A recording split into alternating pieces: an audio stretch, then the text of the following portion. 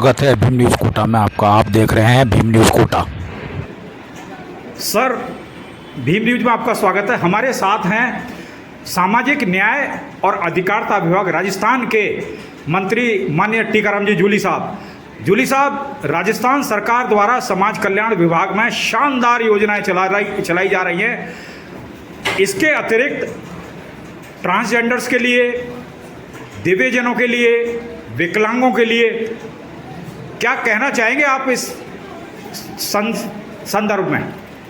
देखिए, मैं ये कहना चाहूँगा, कोई ऐसा वर्ग समाज का जिसको सरकार की ज़रूरत है, उन सबके साथ राजस्थान सरकार खड़ी है। अशोक गहलोत जी खड़े हैं। बच्चा जब जन्म लेता है तब से लेकर एजुकेशन चाहिए, हॉस्टल के अंदर जाना है, हमारी बहनें हैं, हमारी माताएं हैं, हमारे बुजुर्ग हैं, हर जगह, चाहे वो पेंशन हो, चाहे स्कॉलरशिप हो, चाहे हमारे हॉस्टल हो, चाहे कोचिंग हो, चाहे समाज के जो अन्य वर्ग हैं जो वंचित हैं, एससी है, एसटी है, ओबीसी है, माइनॉरिटी है, ईडब्ल्यूएस है, इन सभी के लिए स्कीमें हैं। साथ ही साथ जैसे ट्रांसजेंडर समुदाय है उसके लिए स्कीमें हैं।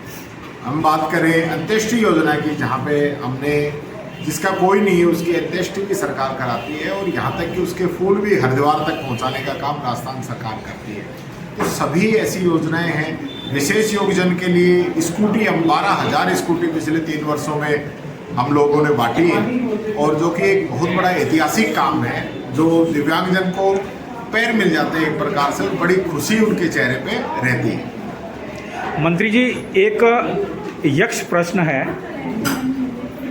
जो एसटी एससी की स्कॉलरशिप है वो प्रॉपर टाइम पर नहीं मिलती है। गरीब आदमी का बच्चा जो शहर में रह के पढ़ाई करता है, उसका बाप मजदूरी करता है।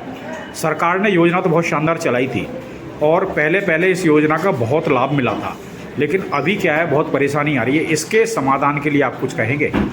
देखिए, एससी एसटी नहीं, ओबीसी भी इसके अंदर शामिल है, और ओबीसी के साथ तो इतना बड़ा मैं समझता हूँ कि दोहरापन भारत की जो सरकार है वो कर रही है कि उसमें संख्या नहीं करके एक बजट सीमित कर दिया गया है। तो अन्य जो बच्चे स्कॉलरशिप भरते हैं वो स्कॉलरशिप उनको मिलती भी नहीं है। दूसरी बात, हम बात करें एसटी की, तो पिछले 3 वर्षों से एसटी की स्कॉलरशिप भारत सरकार से नहीं आई है। एक पार्टीशन के रूप में राजस्थान सरकार और भारत सरकार इसके अंदर पैसा देती है। अब जैसे भारत सरकार ने पिछले 2-3 वर्षों से लगातार नियम बदल के इस प्रकार का काम कर दिया कि एससी, एसटी और ओबीसी तीनों ही जो स्कॉलरशिप है उसमें बच्चों को बहुत परेशानी आ रही है। बार बार हम निवेदन कर रहे हैं। खुद मुख्यमंत्री जी ने प्रधानमंत्री जी को लेटर लिखा है, मैंने भी भारत सरकार के मंत्री जी को लेटर लिखा है कि वो जो स्कॉलरशिप की राशि है वो जल्द पहुँचाएँ। इसी प्रकार से पेंशन की भी हम बात करें तो पेंशन, इंदिरा गांधी पेंशन योजना शुरू हुई थी, और आज स्थिति ये है कि भारत सरकार इसमें भी मात्र कुछ श्रेणियों के अंदर 200 और 300 रुपये देती है।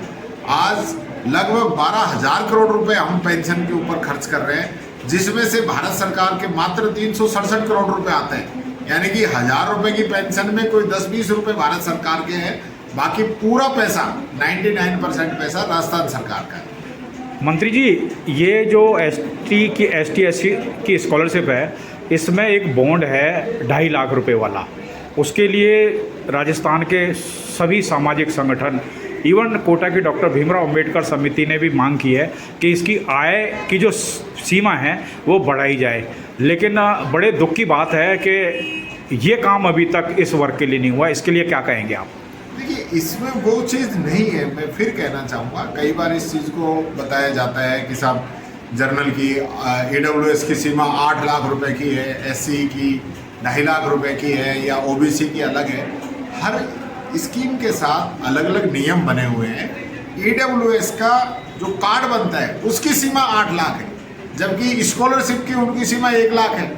अलग अलग कैटेगरी की बात करें तो कहीं 1 लाख है, कहीं 1.5 लाख है, कहीं 2 लाख है, कहीं 2.5 लाख। एससी की बात कर रहा हूँ, एससी एसटी की बात के लिए कह रहा हूँ, जो भी गरीब लोग हैं वो इसके अंदर शामिल हो रहे हैं, और इस प्रकार की कोई डिमांड आएगी तो सभी जो हमारी स्कॉलरशिप है उसके अंदर प्रयास करेंगे कि उनके अंदर भी कोई नियमों में संशोधन करने की जरूरत है तो हम संशोधन करेंगे। जयपुर विजिट के दौरान माननीय मुख्यमंत्री महोदय से इस मामले में भीम न्यूज़ ने चर्चा की थी, उन्होंने आश्वस्त किया था कि इस पर हम जल्दी ही कदम उठाएंगे। एक प्रश्न और, राजस्थान सरकार ने ओपीएस लागू किया है, लेकिन भीम न्यूज़ का सर्वे बताता है, मैं कोटा कोटा की बात कर रहा हूँ, कि जहाँ एनपीएस ख़त्म कर ओपीएस लागू करने की प्रक्रिया चल रही है वो बहुत स्लो है।